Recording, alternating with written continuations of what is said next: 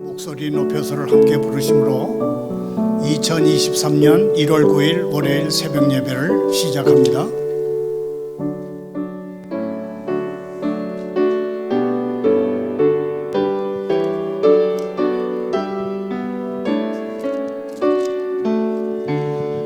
목소리 높여서 주 찬양하여라. 영광과 권세와 존귀와 위엄을 온누리 다스리시는 만왕의 왕께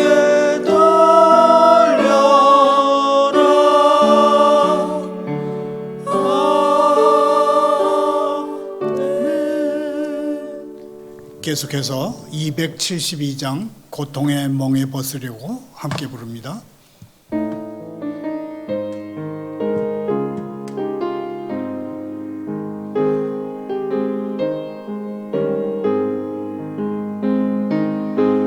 고통의 멍에 벗으려고 예수께로 나갑니다. 자유와 기쁨 베푸시는 주께로 갑니다. 병든 내 몸이 튼튼하고 빈궁한 삶이 부해지며 죄악을 벗어버리려고 주께로 갑니다. 낭패와 실망 당한 뒤에 예수께로 나갑니다. 십자가 은혜 받으려고 주께로 갑니다. 슬픈 마음 위로받고 이 세계 풍파 잔잔하며 영광의 찬송 부르려고 주께로 갑니다.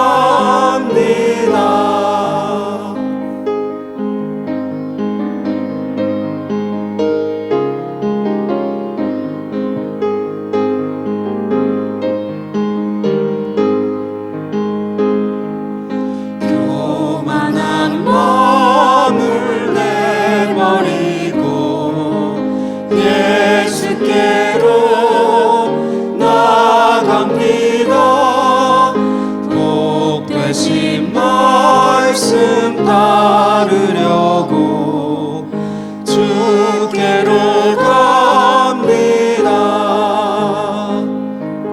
실망한 이 몸 힘을 얻고 예수의 크신 사랑 받아 하늘의 기쁨 맛보려고 주께로 갑니다. 죽음의 길을 벗어나서 예수께로 나갑니다. 영원한 집을 바라보고 주께로 갑니다. 멸망의 포구 헤어나와 평화의 나라 다다라서 영광의 주를 배우려고 주께로 갑니다. 오늘 새벽에 보실 하나님의 말씀은 야고보서 5장 12절부터 20절까지입니다. 교독합니다. 내 형제들아 무엇보다도 맹세하지 말지니 하늘로나 땅으로나 아무 다른 것으로도 맹세하지 말고 오직 너희가 그렇다고 생각하는 것은 그렇다 하고 아니라고 생각하는 것은 아니라 하여 정죄받음을 면하라. 너희 중에 고난당하는 자가 있느냐? 그는 기도할 것이요. 즐거워하는 자가 있느냐? 그는 찬송할지니라. 너희 중에 병든 자가 있느냐? 그는 교회의 장로들을 청할 것이요. 그들은 주의 이름으로 기름을 바르며 그를 위하여 기도할지니라. 믿음의 기도는 병든 자를 구원하리니 주께서 그를 일으키시리라. 혹시 죄를 범하였을지라도 사하심을 받으리라. 그러므로 너희 죄를 서로 고백하며 병이 낫기를 위하여 서로 기도하라. 의인의 간구는 역사하는 힘이 큼이니라. 엘리야는 우리와 성정이 같은 사람이로되 그가 비가 오지 않기를 간절히 기도한즉 3년 6개월 동안에 땅에 비가 오지 아니하고 다시 기도하니 하늘이 비를 주고 땅이 열매를 맺었느니라. 내 형제들아 형제들아 너희 중에 미혹되어 진리를 떠난 자를 누가 돌아서게 하면 너희가 알 것은 죄인을 미혹된 길에서 돌아서게 하는 자가 그의 영혼을 사망에서 구원할 것이며 허다한 죄를 덮을 것임이라. 아멘.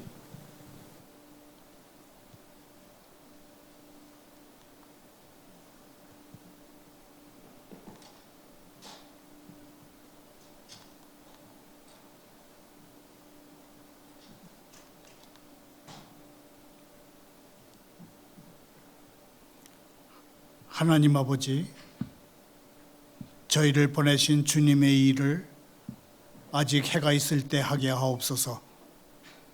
밤이 되면 아무도 일할 수 없나이다. 주님의 선한 일에 조금도 게으름을 피우지 않게 하시고 열심히 주님을 섬기게 위해 하옵소서. 저희를 훈련하셔서 늘 목표에 충실하고 흔들림 없이 주님의 일에 힘쓰게 하옵소서.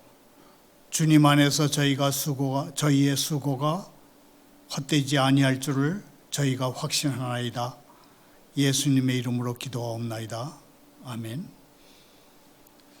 오늘의 설교 부제목은 죽음은 단순히 비존재가 아니다 입니다. 이 부제에는 일반적인 의미에서 죽는 것은 존재를 그치는 것이 아니며 죽는 것과 존재가 없어지는 것은 그 사이에 엄청난 차이가 있다. 그런 의미입니다. 1차로 죽는 것은 영혼과 육체가 분리되는 것입니다. 그리고 2차로 죽는 것은 영혼과 육체로 구성된 인간이 인간의 생명이자 기쁨의 근원이신 그의 하나님과 분리되는 것입니다. 설교 중에는 지난해 2022년 세계에서 가장 강력한 국가조사에서 우리나라 대한민국이 6위에 올랐다는 미국의 시사 잡지 US News and World Report 보도 내용을 전하겠습니다. 먼저 오늘의 성경 본문 가운데 5장 19절부터 20절을 중심으로 해서 죽음, 구원, 그리고 기도에 대해서 생각해 보고자 합니다. 야고보서 5장 19절 20절을 다시 읽습니다. 내 형제들아 너희 중에 미혹되어 진리를 떠난 자를 누가 돌아서게 하면 너희가 알 것은 죄인을 미혹된 길에서 돌아서게 하는 자가 그의 영혼을 사망에서 구원할 것이며 허다한 죄를 덮을 것입니다. 19절에 두 사람이 등장합니다. 한 사람은 미혹돼서 진리를 떠난 사람, 곧 타락한 형제이고, 다른 한 사람은 그가 돌이켜서 다시 주님 안으로 돌아가게 하는 그 어떤 사람입니다. 여기서 죄인을 미혹된 길에서 돌아서게 하는 누구, 그 사람은 누구를 말하는 것일까요? 목사를 말하는 것일까요? 아닙니다. 우리 가운데 어느 한 사람을 말합니다. 만일 목사가 타락한 사람의 회복을 위한 도구라면 그분은 행복한 사람이고 그를 통해서 선한 행위가 이루어졌습니다. 그러나 여기서 설교가나 목사를 가리키는 말은 전혀 없습니다. 암시조차 없습니다. 죄인을 미혹된 길에서 돌아서게 하는 누구는 교인 중에 누구입니다. 따라서 모든 교회 구성원은 진리를 떠나서 잘못된 길로 가는 형제를 보게 되면 성령의 능력을 힘입어서 이 특별한 죄인이 그 길에서 돌이켜 돌아올 수 있도록 책임을 지는 그런 사역을 감당하는 교인 중에 어느 한 사람입니다.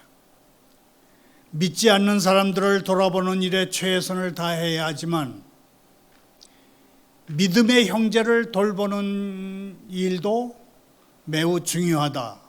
오늘 야고보서 5장에서는 그 점을 강조합니다.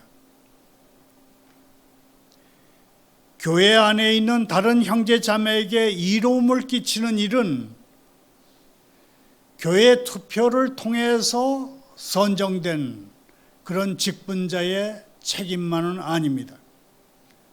다른 형제자매의 유익을 도모하는 일은 그리스도의 몸된 모든 지체의 의무입니다. 형제자매여, 죄를 지어 진리에서 떠난 사람의 마음을 되돌이키는 일이 얼마나 희망적인 일인지 아는 것이 우리를 즐겁게 해야 합니다. 왜냐하면 죄를 범해 진리에서 멀어진 사람을 회심시키는 일은 충분히 성공이 기대되는 일로서 성공하면 가장 즐거운 사람이 되기 때문입니다. 분명 헛되게 시간을 보내는 사람, 갈 길을 알지 못해서 헤매는 죄인을 사로잡는 일만큼 우리에게 즐거운 일은 없을 것입니다. 게다가 즐거움 중에 즐거움은 이전에 사로잡았던 양이 길을 잃고 헤매는 것을 다시 찾아내는 것입니다. 외국인과 나그네를 천국으로 이끄는 일, 외국인과 나그네를 하나님의 자녀가 되게 하는 일은 잔치를 벌일 만한 그렇게 즐거운 일입니다. 그런데 그보다 더 즐거운 잔치와 신나는 노래소리는 늘 사랑받던 아들이 집을 나가서 난봉꾼이 돼가지고 길을 잃고 헤매다가 영적으로 완전히 죽었다가 다시 살아났을 때 그때 벌이는 잔치고 그때 부르는 노래가 더 즐거운 것입니다. 다시 돌아온 탕자를 위해서는 교회에 종이 있다면 기쁨의 종을 2번, 3번 다 울려도 좋은 것입니다. 요한 사도는 주님을 부인하는 죄를 범한 베드로 사도가 자신의 잘못을 뉘우치고 불쌍한 모습으로 울고 있는 모습을 보고 감사했습니다. 요한 사도는 회개하는 베드로 사도를 격려하고 위로했습니다. 주님이 요한의 아들 시몬아, 베드로야, 네가 나를 사랑하느냐 하시니 주께서 3번째 네가 나를 사랑하느냐고 말씀하실 때까지 그와 함께 하셨습니다. 몸 파는 여인이나 술주정뱅이를 변화시켜서 새 사람 만드는 것도 놀라운 일이지만 올바른 길에서 벗어나 잘못된 길로 빠진 사람을 진리의 길로 되돌아오게 하는 것이 훨씬 더 놀라운 일입니다. 형제자매여, 우리에게 속해 있다가 떠난 사람들을 찾으십시다. 교회 안에 머물러 있지만 교회를 망신시키고 우리와 거리가 멀어진 사람들을 찾으십시다. 우리는 그들의 깨끗하지 못함을 못 본 척 할 수가 없습니다. 그들을 위해 간절히 기도하다 보면 하나님께서 그들이 구원받도록 그들에게 뉘우침의 선물을 주실 것입니다. 20절에 너희가 알 것은 그런 말씀이 나옵니다. 20절은 너희가 알 것은 그런 말씀으로 시작합니다. 여기서 너희는 죄 짓고 진리에서 멀리 떨어진 사람을 돌아오게 하는 사람을 말하는 것이 아니고 죄 짓고 진리에서 멀리 떨어진 자리에 있다가 돌아온 사람을 말합니다. 말하자면 돌아온 너희는 그것을 생각하고 그것을 확신하고 그것에서 위로를 얻고 그것에서 생명력을 얻으라는 것입니다. 다시 회개하고 되돌아온 자리에서 새 생명을 얻으라는 것입니다. 그것을 절대로 의심하지 말고 그것을 너희가 알라는 것입니다. 그러면 여기서 우리가 알아야 할 것은 무엇입니까? 죄인을 그의 잘못된 길에서 돌이키게 만드는 사람은 한 영혼을 죽음에서 구원한 것임을 우리는 알아야 하는 것입니다. 한 영혼을 죽음에서 건져내는 일은 절대로 작은 일이 아닙니다. 우리가 존경하는 사람들은 물에 빠져 허우적거리는 사람들을 구출하기 위해서 담대하게 강물에 뛰어드는 사람들이기도 하고 불타는 화염 속에서 죽어가는 사람을 끄집어내기 위해서 자기 생명의 위험을 무릅쓰고 불길 속으로 뛰어들 준비를 하는 사람들입니다.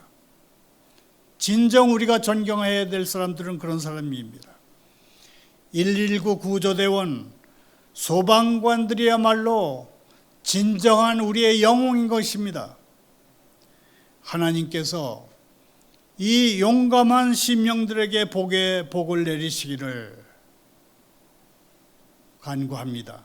119 구조대원들과 소방관들처럼 위험에 노출된 다른 동료들을 볼 때 우리의 가슴은 빠르게 고동치고 그를 구원해야만 한다는 욕망으로 우리는 거룩한 흥분에 휩싸여야 하는 것입니다. 그것이 우리에게 당연한 일 아니겠습니까? 하지만 영혼을 죽음에서 구원하는 것은 훨씬 더 크고 놀라운 일입니다. 우리는 죽음이 무엇인지를 생각해야 합니다. 오늘의 설교 부제대로 죽음은 단순히 비존재가 아니다.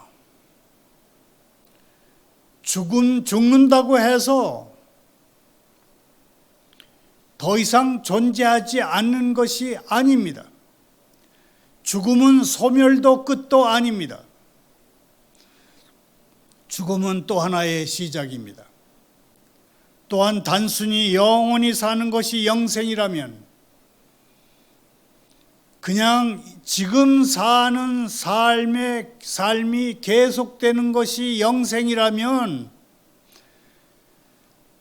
저는 영생하는 것에 별다른 기쁨을 느끼지 못할 것입니다. 이 세상에서 80년, 90년, 100년 사는 것도 버겁고 지루할 수 있는데 이승에서의 삶이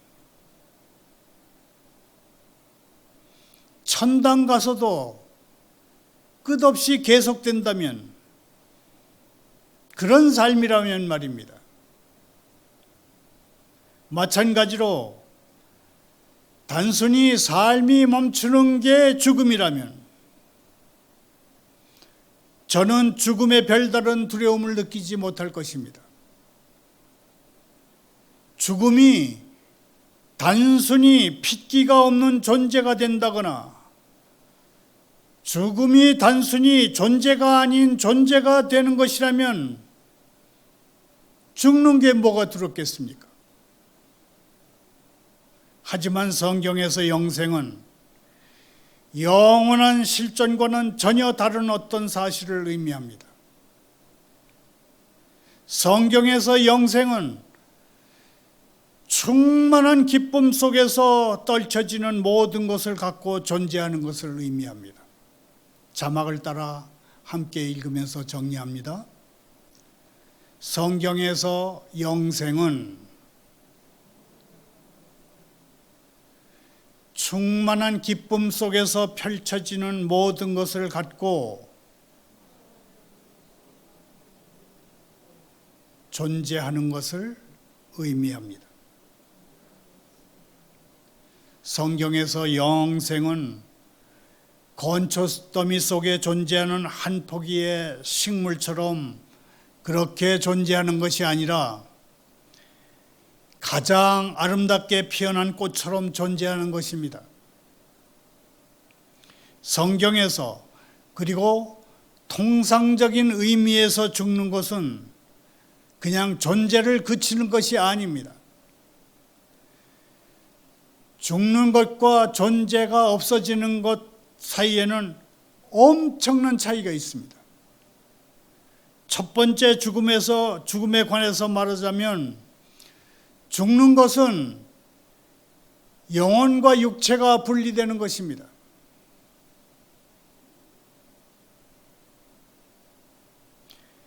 영혼과 육체의 분리는 우리의 본질이 그 구성 요소들로 분해되는 것을 의미합니다.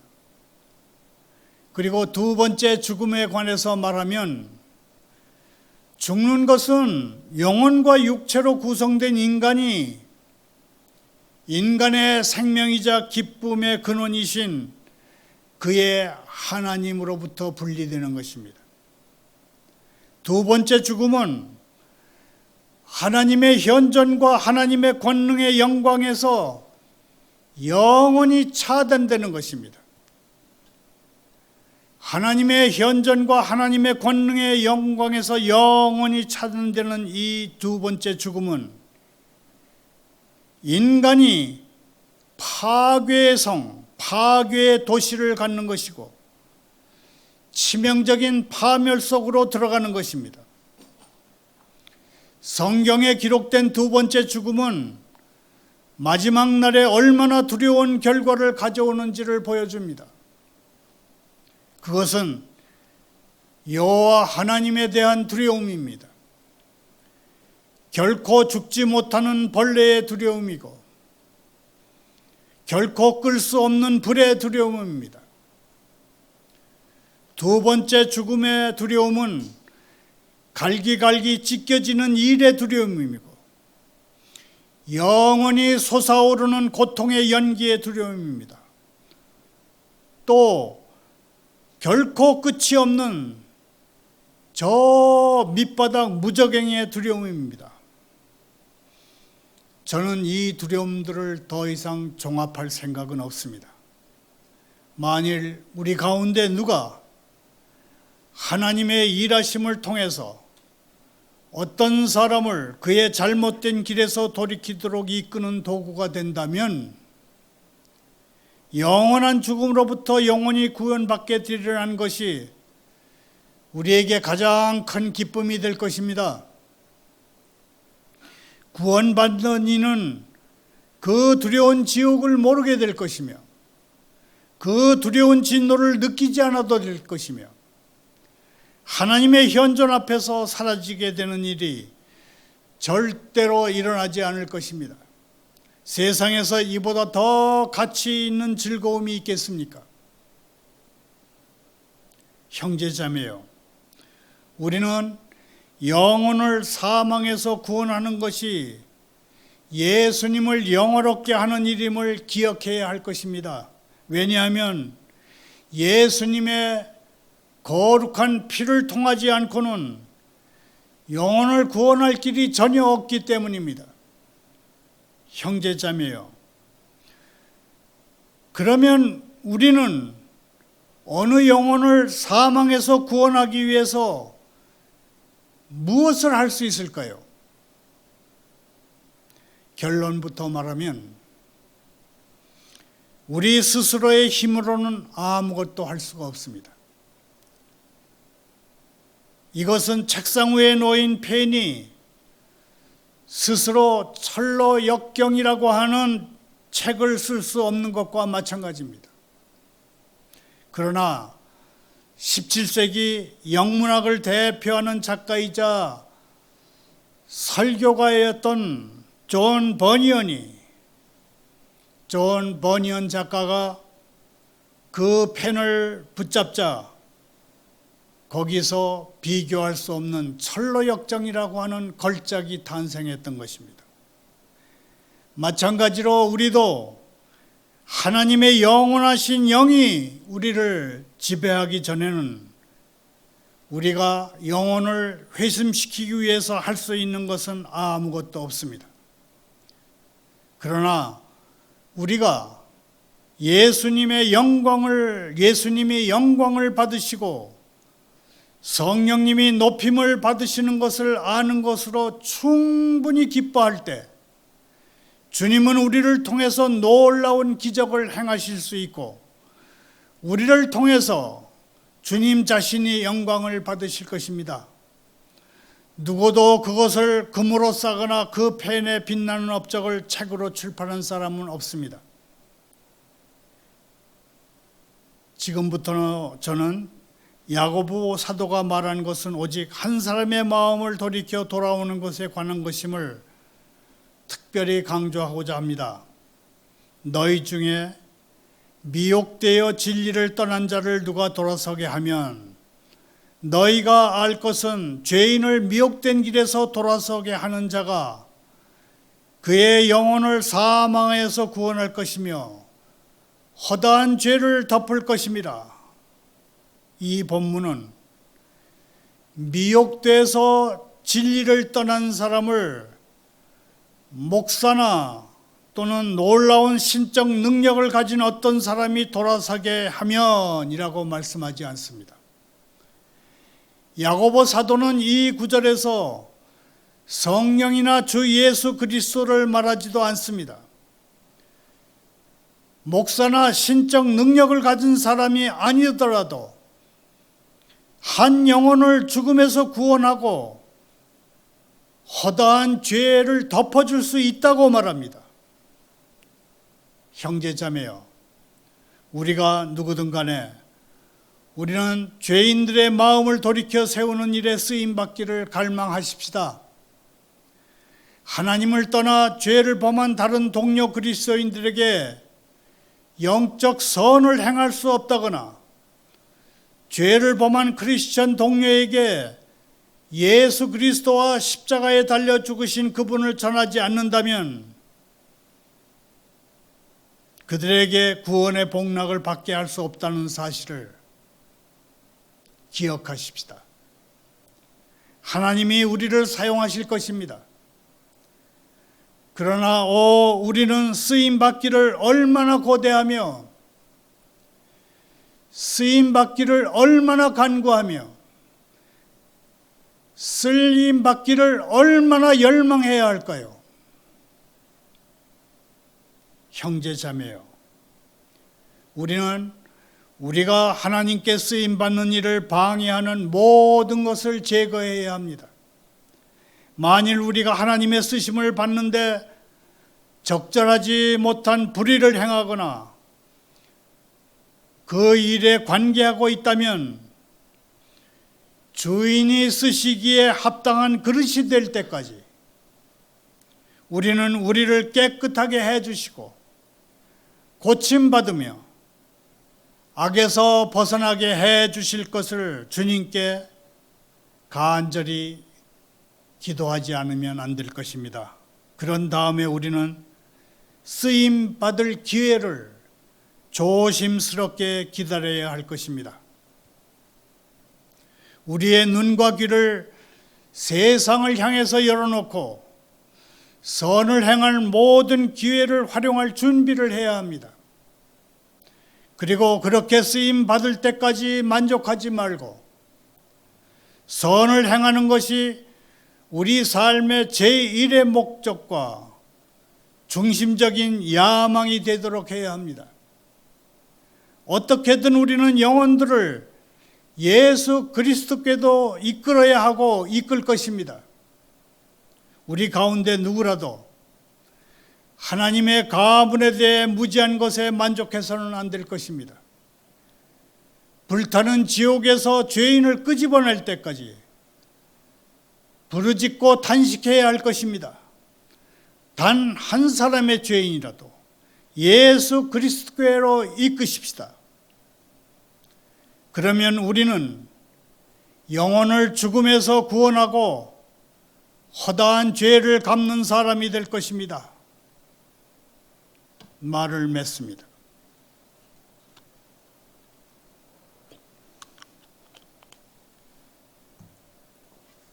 야고보서 5장 13절부터 15절을 다시 읽겠습니다. 너희 중에 고난 당하는 자가 있느냐? 그는 기도할 것이요. 즐거워하는 자가 있느냐? 그는 찬송할지니라. 너희 중에 병든 자가 있느냐? 그는 교회의 장로들을 당할 것이요.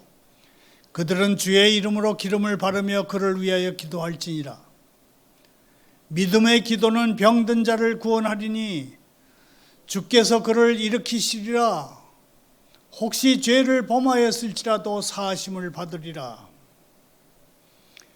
여기서 잠깐 한국이 세계에서 가장 강력한 국가 6위 6번째에 올랐다고 한 미국의 시사 잡지 US News and World Report 보도 내용을 살펴보겠습니다. 조사 결과에 따르면 지난해 세계에서 가장 강력한 국가 1위는 미국입니다. 2위, 3위는 중국과 러시아로 나타났습니다.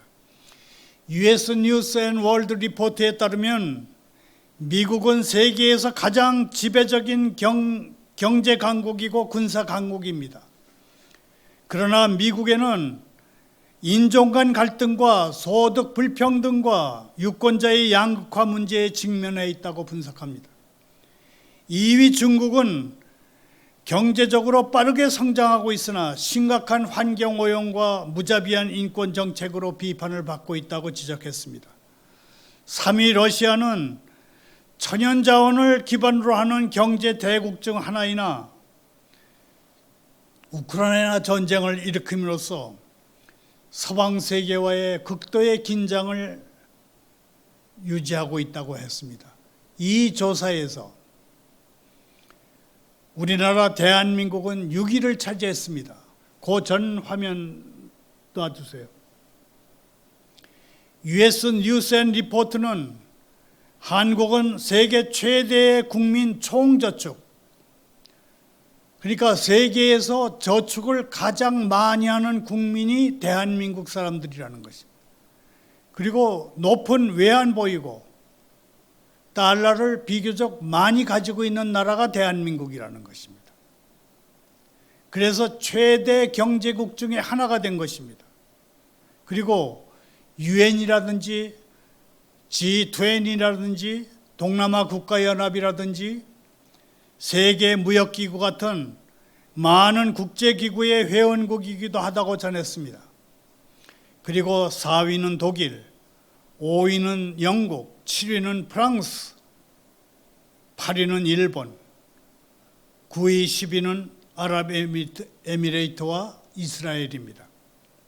세계에서 세 번째로 경제 규모가 큰 일본은 지난해 2021년에는 세계에서 가장 강력한 국가 6위였는데 그 자리를 지난해에는 우리나라에 내주고 8위가 됐습니다.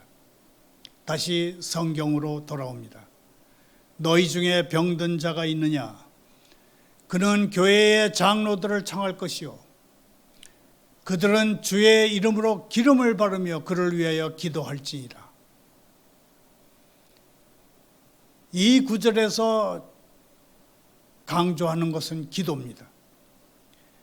야고보 사도가 전하는 이 뜻깊은 구절에서 우리는 단순하고 실제적인 네 가지 교훈을 얻을 수 있다고 생각합니다. 첫째는 기도는 지속적이어야 한다는 것입니다. 그것은 심장 박동처럼 한결같고 호흡처럼 자연스러운 리듬으로 하나님을 향한 내면의 성정을 드러내야 한다는 것입니다. 기도 곧 우리의 심장 박동이고, 기도 곧 우리의 호흡의 리듬이다. 멋진 표현 아닙니까?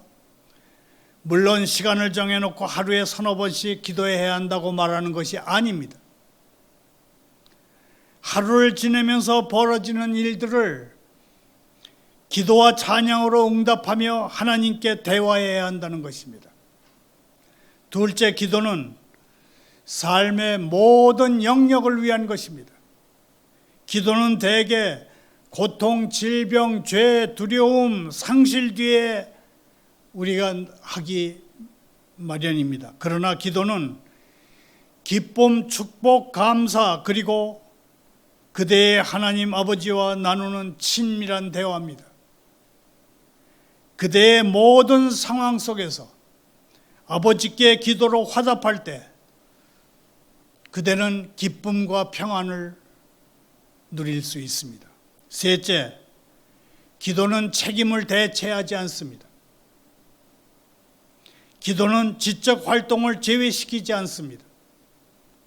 야고보 사도가 기도에 의학적 치료가 뒤따라야 한다고 말한 것을 우리는 기억해야 할 것입니다. 기도와 더불어서 건강 회복을 위한 적절한 단계를 밟지 않으면